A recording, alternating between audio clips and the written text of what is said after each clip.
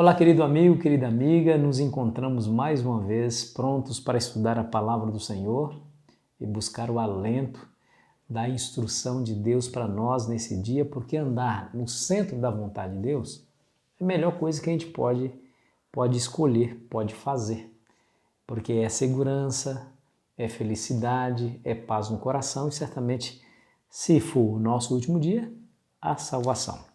Obrigado porque você está aí diariamente, tá bom? Continue compartilhando. Se ainda não é inscrito no nosso canal, se inscreva e acione as notificações, tá bom? No final, se você gostou, dê o seu like ou o seu dislike. Vamos lá. Não por causa da sua justiça. A lição de hoje vai falar sobre justificação pela fé. Há uma confusão entre os cristãos em relação a esse tema.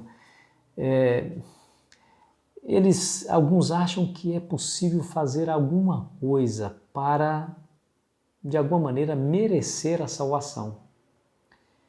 Isso não poderia estar longe da realidade, porque todos nós somos pecadores e a Bíblia fala que o salário do pecado é a morte. E por consequência disso, nós não temos nenhuma obra de justiça que possa fazer-nos merecedores da salvação. Paulo resumiu isso lá em Romanos 4, verso 3, que diz assim: Abraão creu em Deus e isso lhe foi atribuído para a justiça. Foi imputado, foi atribuído para a justiça. O crer em Deus, ou seja, o relacionamento espiritual de aceitação do que Deus estava pedindo, da própria pessoa de Deus, fez com que algo lhe fosse atribuído ou imputado, que é justamente a justiça.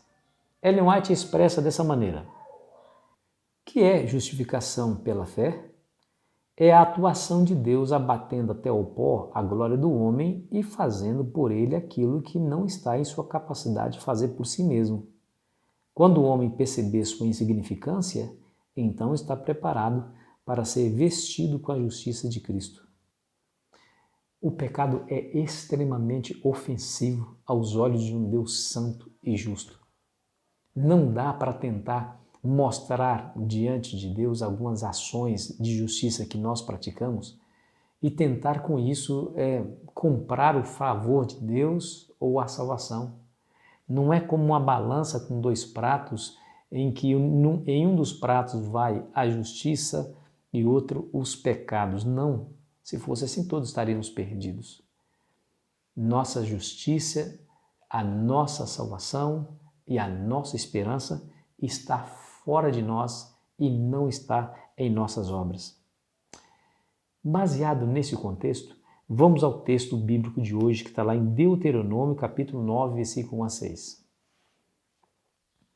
Ouve, Israel, tu passas hoje o Jordão para entrares a possuir nações maiores e mais fortes do que tu, cidades grandes e amuralhadas até os céus, povo grande e alto, filho dos Anaquins que tu conheces, de que já ouvistes, quem poderá resistir aos filhos de Anak?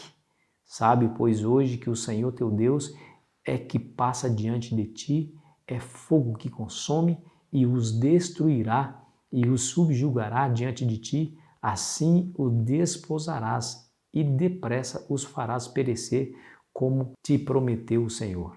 Interessante, né? Viu aí? Deus não estabelece a sua promessa com base em alguma característica que o povo apresentasse, características positivas. Pelo contrário, aqui Deus traz aí as características negativas. Eles não eram um povo grande. Veja agora o verso 5, o verso 4, o verso 5 e o verso 6. Escute bem. Quando, pois, o Senhor teu Deus os tiver lançado diante de ti, não digas no teu coração: por causa da minha justiça é que o Senhor me trouxe a essa terra para possuir, porque pela maldade dessas gerações é que o Senhor as lança diante de ti. Não é por causa da tua justiça, nem pela retitude do teu coração que entras a possuir essa terra, mas pela maldade dessas nações. O Senhor teu Deus as lança diante de ti para confirmar a palavra que o Senhor teu Deus jurou a teus pais Abraão, Isaque e Jacó. Sabe, pois, que não é por causa da tua justiça que o Senhor teu Deus te dá esta boa terra para possuí-la, pois tu és povo de dura cerviz. E aí, o que achou desse texto? Não era por causa de Israel em si ou por causa de algo bom que Israel pudesse oferecer. Pelo contrário, no finalzinho do verso 6, fala que o povo era de dura cerviz, desobediente, povo que não aceitava os conselhos de Deus. Eles receberiam uma grande bênção, a possessão de uma terra maravilhosa. Não por causa da sua justiça, não porque eles tinham coisas boas, mas por causa da infinita bondade e misericórdia de Deus.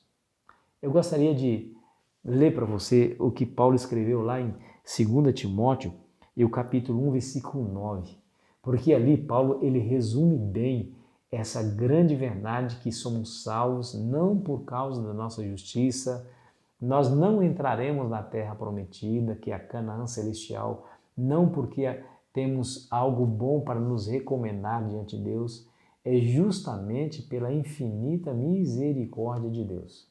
Quer ver? Escute as palavras. Que nos salvou e nos chamou com santa vocação, não segundo as nossas obras, mas conforme a sua própria determinação e graça que nos foi dada em Cristo Jesus antes dos tempos eternos. Que texto extraordinário, que texto maravilhoso, percebeu? Nós fomos escolhidos, fomos salvos em Cristo Jesus, e diz aí a expressão antes dos tempos eternos, ou seja, o plano da salvação já estava pronto antes da nossa existência. Não pode ser por obras se nós somos salvos antes dos tempos eternos. Que obras nós poderíamos apresentar nesse tempo? De nenhuma forma poderíamos apresentar alguma obra, porque afinal de contas nós não existíamos. Então não pode ser pelas obras para que ninguém se glorie, para que alguém possa se vangloriar porque alcançou o céu por conta dos seus méritos humanos.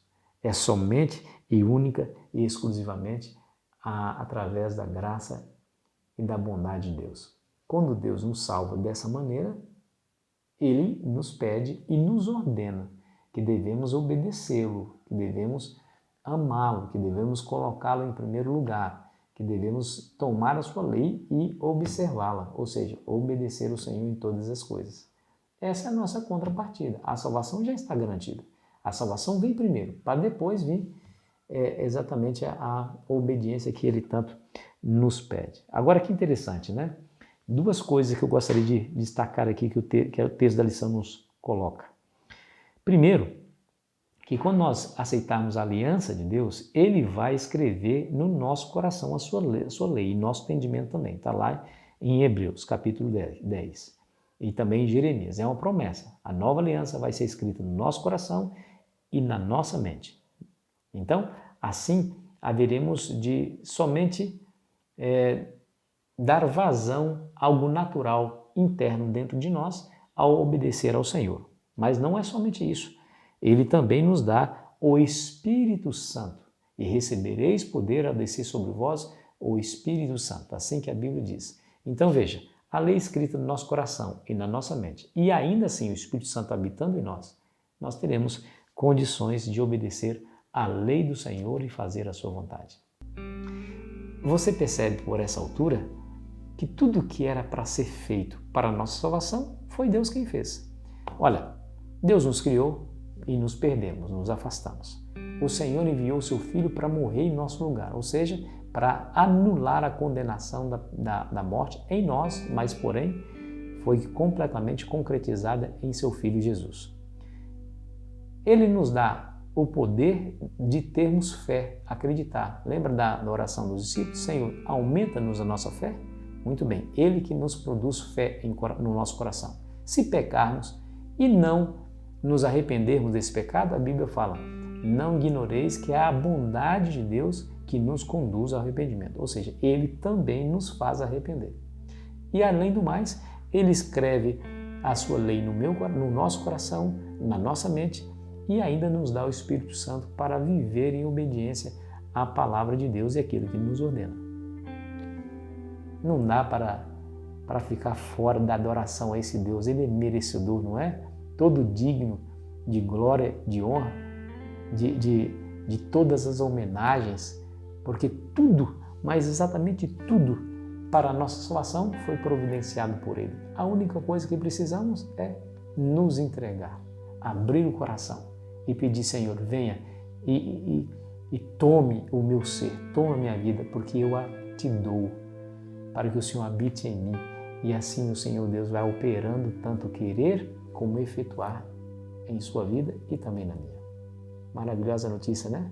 Vá para as atividades do seu dia com esse pensamento no seu coração. Vamos orar? Pai querido que estás nos céus, em nome de Jesus queremos lhe pedir a tua bênção para que nós possamos continuar firmes nesse pensamento de entregar a nossa vida nas tuas mãos. Pedimos humildemente em nome de Jesus. Amém. Foi muito bom estar com você. Amanhã estarei aqui novamente para terminarmos a nossa semana de reflexões. Aproveite bem o seu dia.